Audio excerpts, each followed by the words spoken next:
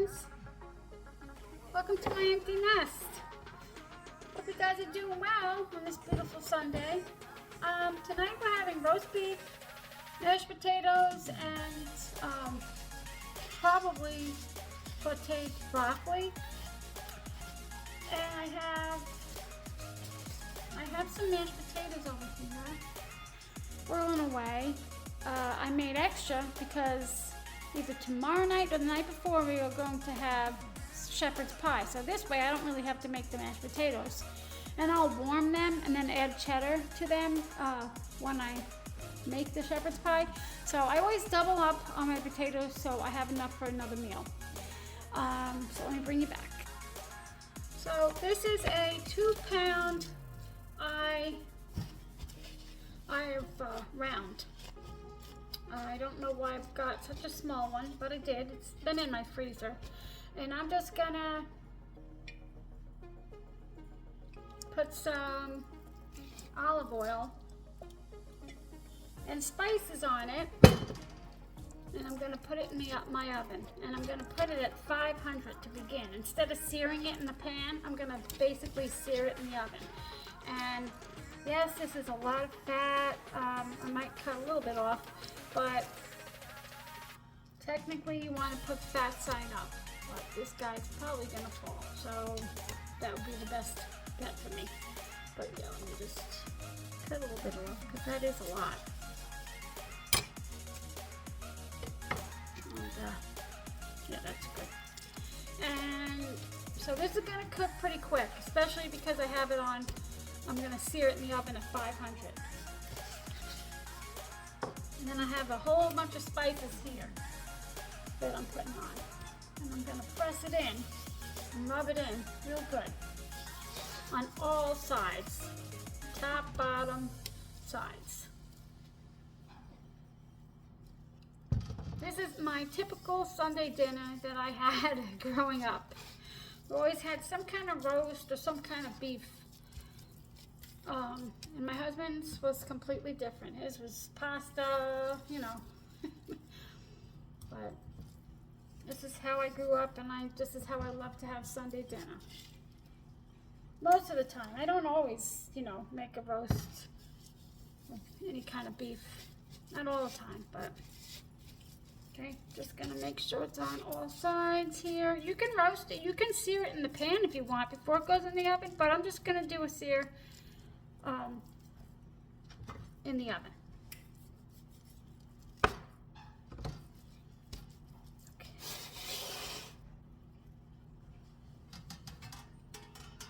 And I have my little roasting pan that I got from Kmart when I was 22. I've had this forever. My trusty friend. So let me see if I can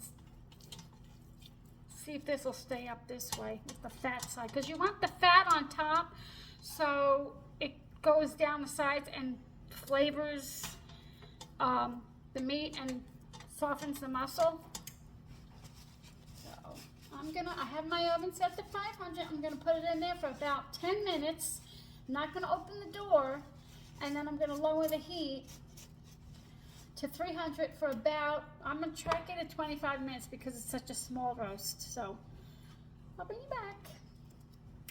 So I took my meat out. I just put the thermometer in and it was about 121. So I'm putting it back in the oven at 300 for, 325 for 10 more minutes.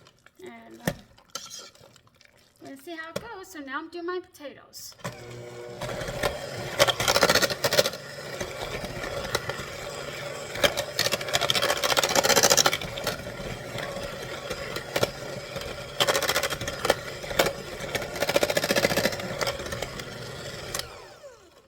Now, there's all different ways you could do your potatoes, but this is how my mom did it, and this is how my family loves it. My kids love the potatoes that I make. And I can't say I blame them because I really love potatoes. That's my one favorite food. I'm going to put in a lot.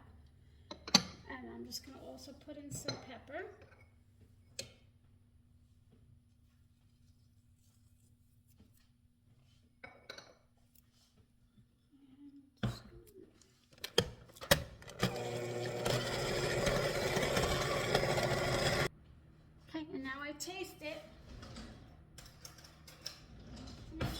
enough seasoning, enough butter, milk, salt and pepper. Of course, I have to have a nice big chunk. I could live on potatoes, and I have when I with my kids when I was pregnant. That was the thing I craved, potatoes.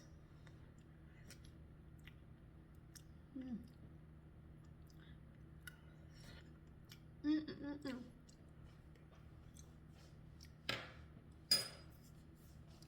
do a little bit more salt and pepper.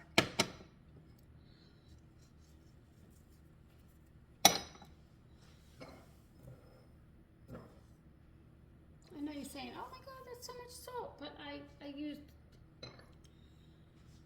6 or 7 pounds of potatoes.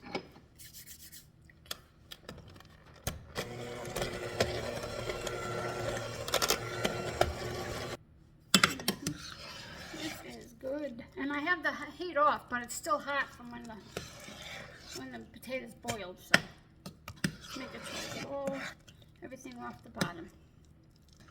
Yeah, you could do whatever you want. You could put cream cheese, sour cream, anything you want in your mashed potatoes, but I, like 95% of the time, just put salt, pepper, and butter and milk, except for maybe, you know, Thanksgiving, Christmas, I might change it up a little.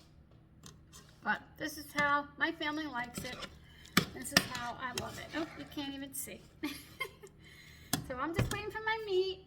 Pretty excited. I'm going to saute some garlic, some broccoli on the stove. I was going to put garlic in, but I don't see any here. So I don't have garlic. So just some broccoli. And I just tasted it a second time. And I believe I'm going to put some more butter. A little pat, maybe 2. And you see how much I have? This is so much for my husband and I. It's just the 2 of us tonight. So that's why I made extra for my shepherd's pie that we're going to have either tomorrow night or the night after that, depending on how much roast beef I have left. So I'm going to go get butter. Also, I just want to say that I use Yukon Gold potatoes for my mashed potatoes. I used to use russet, but it's just, to me, Yukon Gold potatoes just taste creamier than russet potatoes, and this is what I've been doing for quite a while now, so I'm gonna stick with it. Can't go wrong. That's like my favorite potato, Yukon Gold. They're nice and creamy. I mean, I do love russet potatoes for other things, and I do love baked potatoes, but for mashed potatoes, Yukon Gold, that's what I use. I'm just waiting for my pan here to heat up.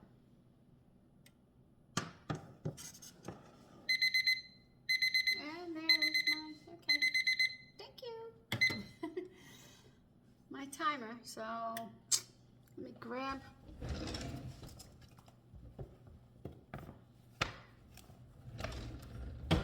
Ooh, cannot wait to eat. Roast beef, my favorite. It's been my favorite since I was a kid. I should have gotten a bigger piece of meat.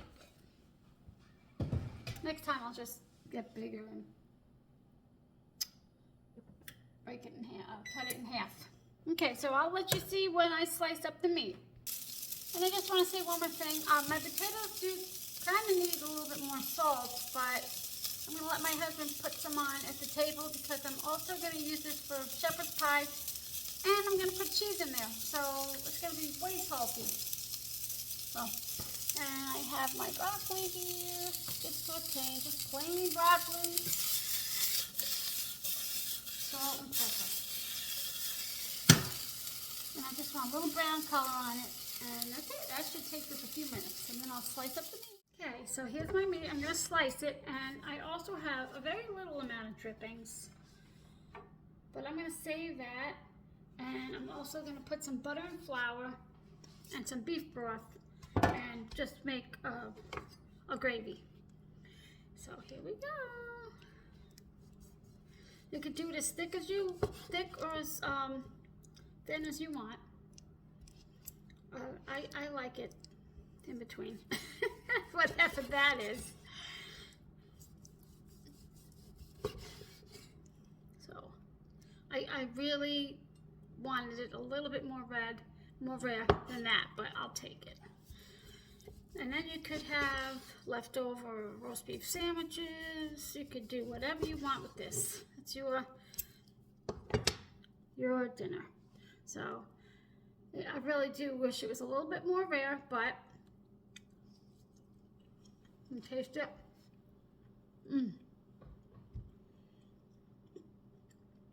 Yep. That's delicious. It's going to be even more delicious when you make your gravy, and I'll just show you quickly how I do that.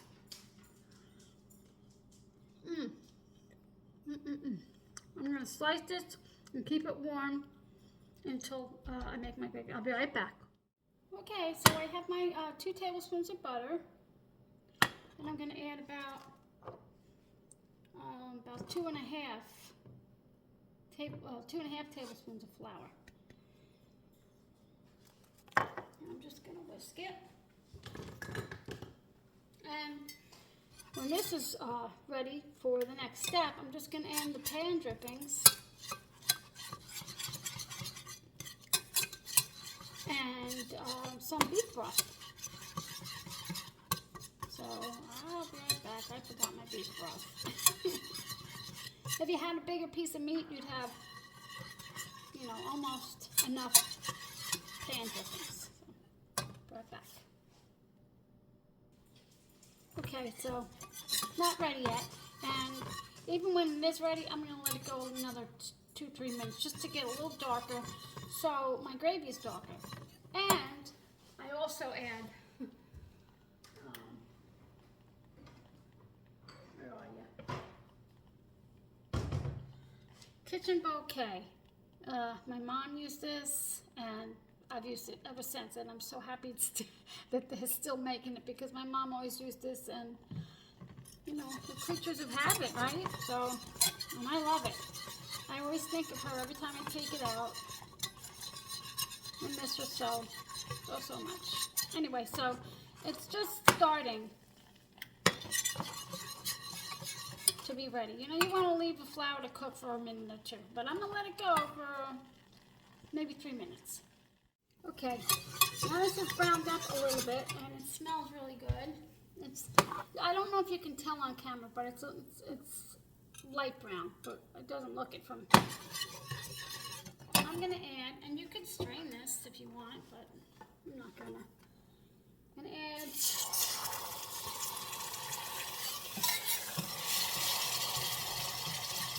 the beef juice.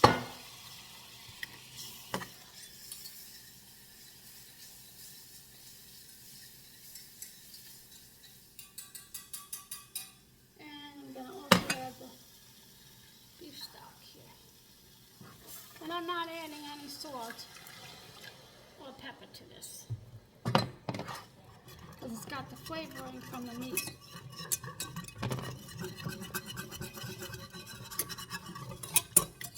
And I'm scraping the bottom.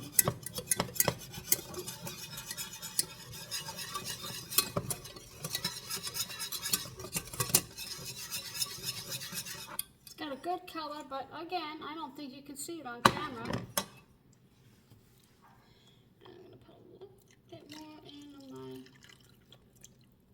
Stock.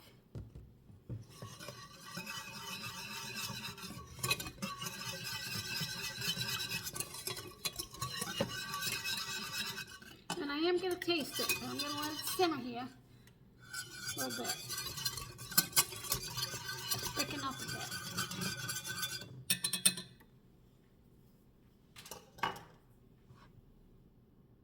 Well, the weather today was supposed to be 72. Oh, 72 degrees. Well, it's a muggy, almost 80. It's not cool out at all. At all.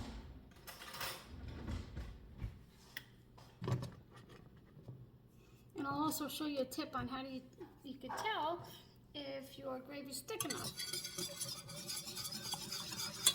It's getting there.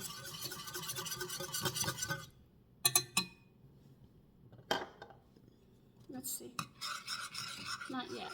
Definitely not. Oh, see if you run your finger and the two sides don't connect, you're doing pretty good. So it could be thick enough right now. I'm just going to take a taste.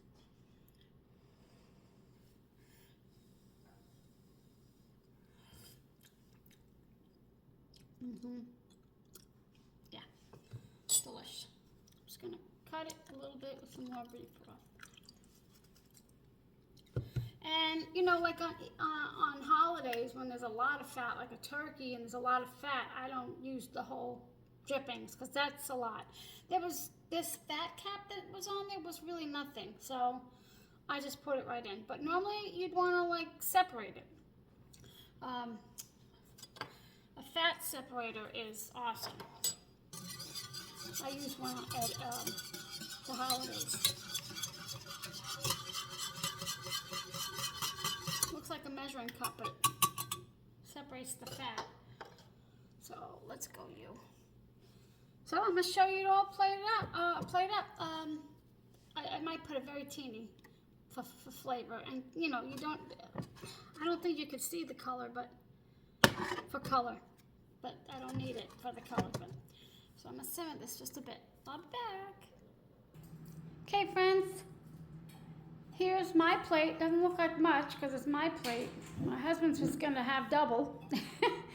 So I just drizzled on the gravy over the meat, and I don't put it on my mashed potatoes because mashed potatoes to me are perfection, and you don't need gravy on your mashed potatoes. I never understood that because mashed potatoes taste so good on their own. I don't know why, but I don't put gravy on my potatoes. So I guess I'm strange, but anyway, thanks for stopping by today. I hope you guys have a great evening, and I'll see you next time. Bye.